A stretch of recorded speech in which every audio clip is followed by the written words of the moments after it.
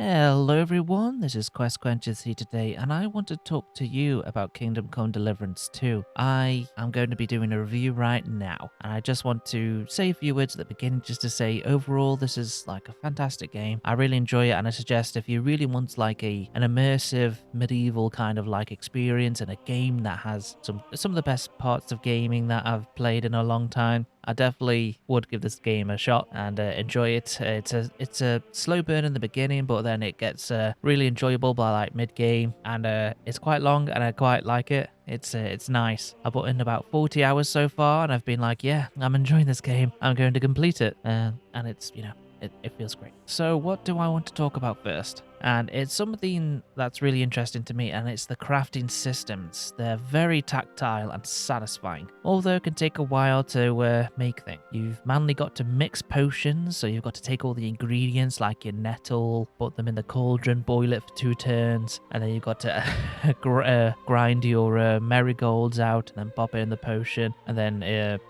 put it into a potion cup, and then there you go, you've got a potion to help you out in combat and kind of thing. So it's an interesting way to do alchemy. Like usually we kind of get a menu, we activate the station, and if you've got the correct ingredients, you just click X to produce and it's there. But this is like you have to do the work to make the the potion and stuff. And it's the same with like swords and stuff.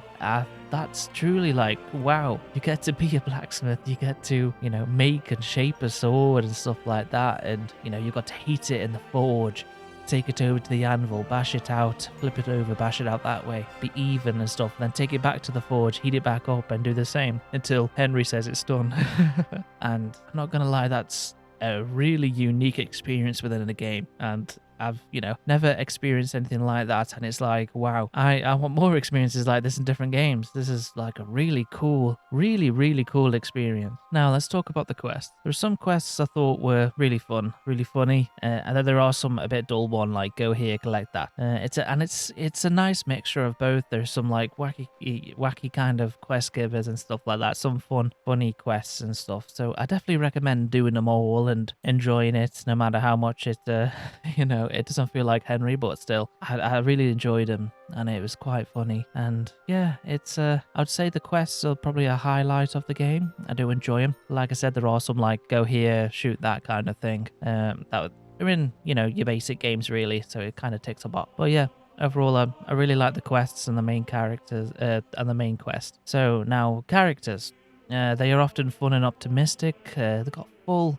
of character with like an interesting backstory and sort of what they do, and the personalities are quite nice, quite cool. Even some of the bad guys and stuff, you're like, oh yeah, I don't like you, you're weird. And it's really cool that it's they're complicated people and stuff like that. I can see like both, like, yes, they did that because of that, yes, because they did that, and you see the reasons behind things, and it seems like makes sense, and it's pretty cool, and I really like it, to be honest. It's good character writing, and I really enjoy it. I haven't like sort of played a game that had some decent character stories and backstories as well as motivations and stuff like that. It's quite nice, and it's been a while, so to have that is very good. Probably haven't had something like this since The Witch 3. And let's move on to combat.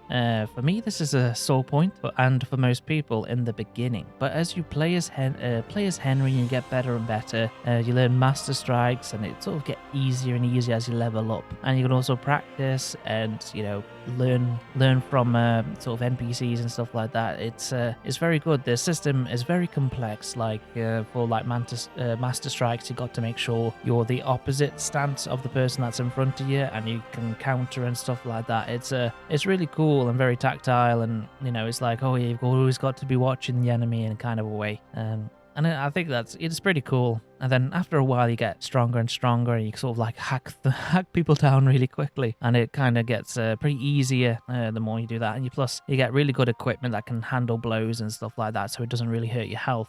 Just the main thing is the stamina. Wow, it becomes a real chore managing it. But eventually you figure out, oh, I can block it. I block that, it takes, then I can let it regen a little bit. And then I can do my counter strike maybe, and then a strike after that and stuff like that. So it's quite interesting, difficult, but you eventually get the hang of it, and yeah, I quite like it. I hated it, and it almost made me stop playing it in the beginning. But as you sort of play it, your character gets stronger, your Henry gets stronger. It's more interesting, and it's like, yeah, okay, I can do this now with the countering and all that stuff. You just got to make sure you practice on sort of the NPCs and stuff like that in the training grounds and stuff like that. So yeah, it's really nice. It's really cool. The armor system, I absolutely love. You got plenty of armor. It's all like a layers and layered, kind of thing, and it's pretty cool. So you can have like under armor and then your coat on top, and then different sort of armors on top of that. It's something I really wish Dragon's Dogma 2 had, and the armor looks great. I look badass in what I'm wearing.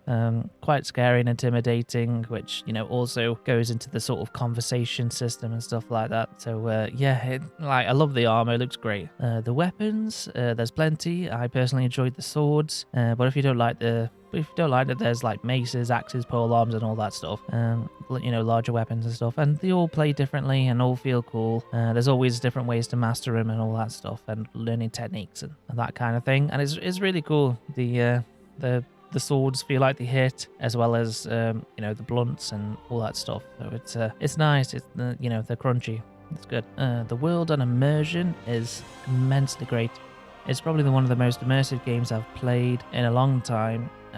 Each village feels alive. They're doing little bits to survive, and it's actually quite nice to spend time looking around, which is pretty cool. And it looks great in general. It's like really the graphics, like the environments. Although some of the character models sometimes look a bit plasticky, but the environments, the buildings, and all that stuff just look fantastic. I really like looking at them, and it's just like, oh, this feels kind of real. It's quite nice. So it's like immensely immersive, and it's really nice taking a horse ride and looking at all the forests and stuff and on the roads, and it's really cool.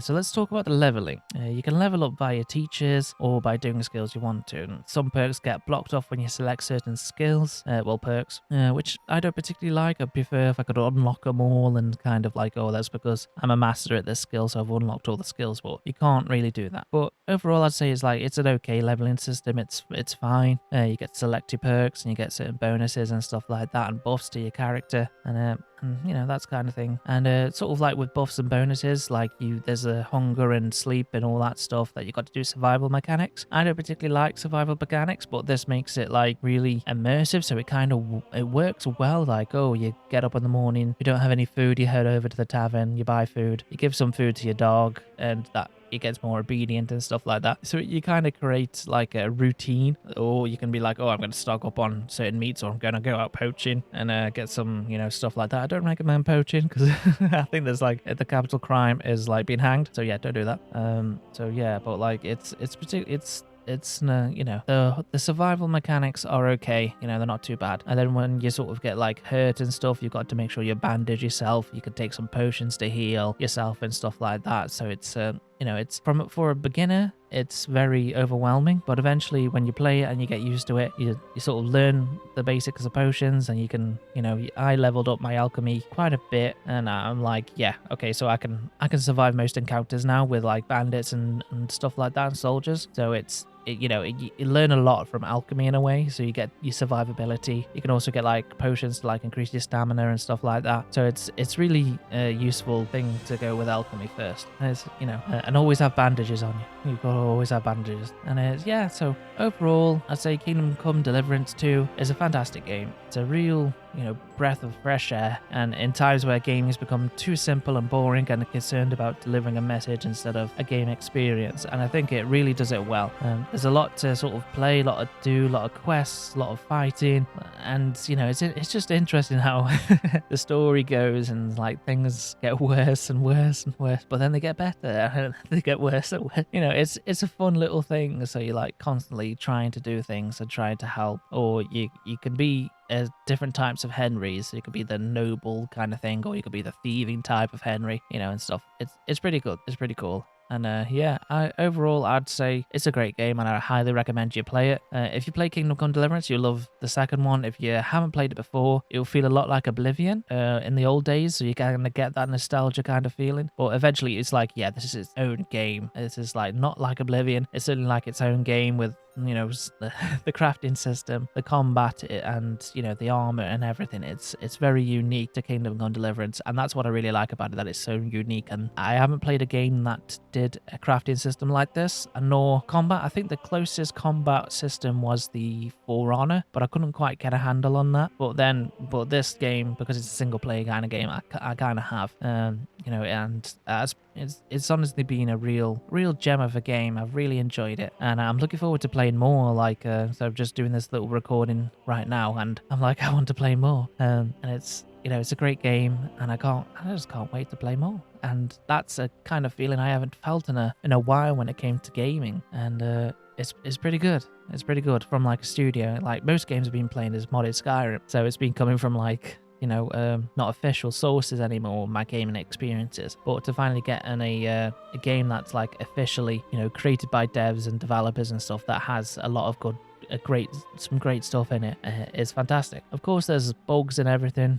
Some of the NPCs, like, they're friendly to you, but in the next breath, they're like, I'm telling the gods you've done something. You're just like, oh, okay.